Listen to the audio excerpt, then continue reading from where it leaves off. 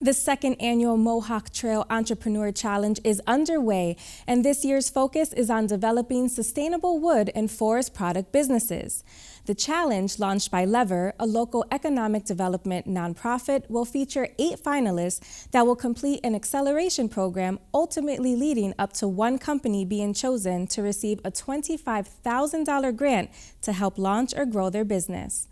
The goal of this program is to create jobs in the Mohawk Trail region, and I spoke with Jade Schnauber, the Workforce Programs Manager at Lever, to learn more.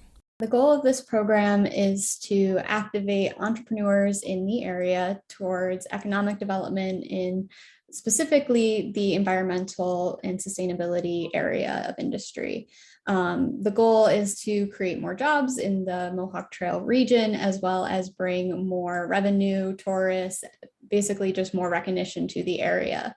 This year, the challenge's focus is on environmental sustainability and conservation. Why was this chosen as the theme for this round, and who is eligible to apply? This was chosen as the theme for this round, particularly because that is the mission of the Mohawk Trail Woodland Partnership, where we get our funding.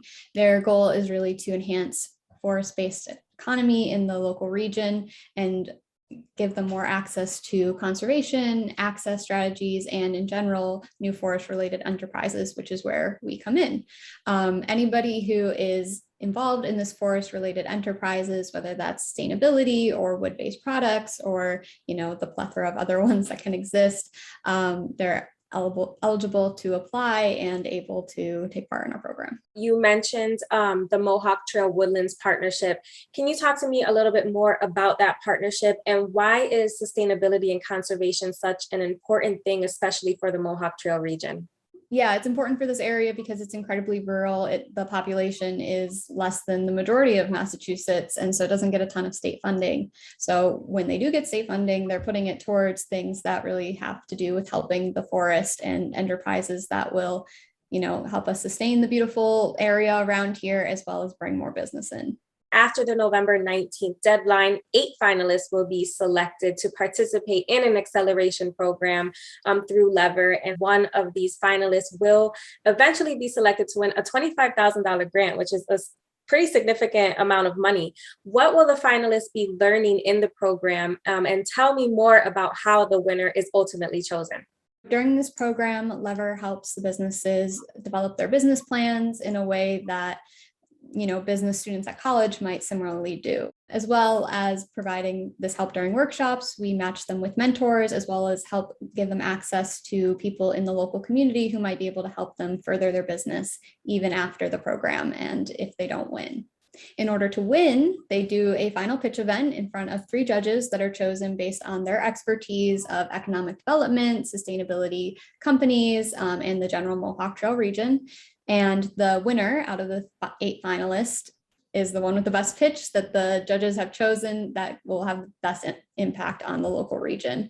And then Lever continues supporting all of the companies, including those that won and those that don't. We consider everybody who takes part in our challenges as part of the Lever family, and we continue helping them with their businesses and making contacts even after the challenge has ended. So it's like hope is not lost for the other 7 finalists who don't win.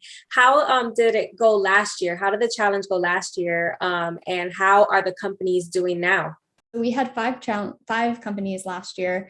4 of them were in the ecotourism space. And then we did have one in the sustainability stage, which is he's still working on getting funders and developing the actual science behind it, because compared to ecotourism, there's a lot more science behind creating sustainability in our environment.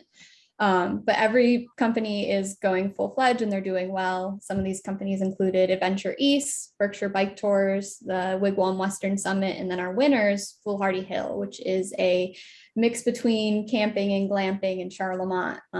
They have 10 sites, so you can do normal camping, but they also have cabins, bathrooms, and then a communal area for people to eat and hang out, and a fire pit. With the call out to companies and entrepreneurs that are forestry-based and sustainable wood-using companies, what kind of applicants do you expect to see or even hope to see?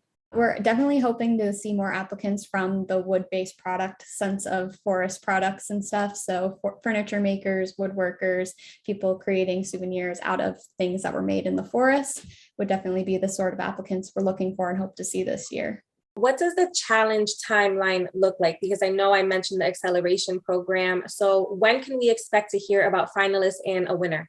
We're going to close our applications in about mid-November. So definitely get your applications in. We already have 2 people who've applied. And then we'll be announcing the finalists probably early January, right after the holiday season. And then our workshops will start up right at the end of January, all the way through April. And then at the end of April will be our final pitch event on April 27th. Lever Executive Director Jeffrey Thomas stated that these challenge programs that you all have so far supported more than 80 entrepreneurs and resulted in hundreds of jobs in the region, which is amazing. So Jade, as a native of this area, how does it personally feel for you to contribute in the job growth and creation happening locally? It feels awesome.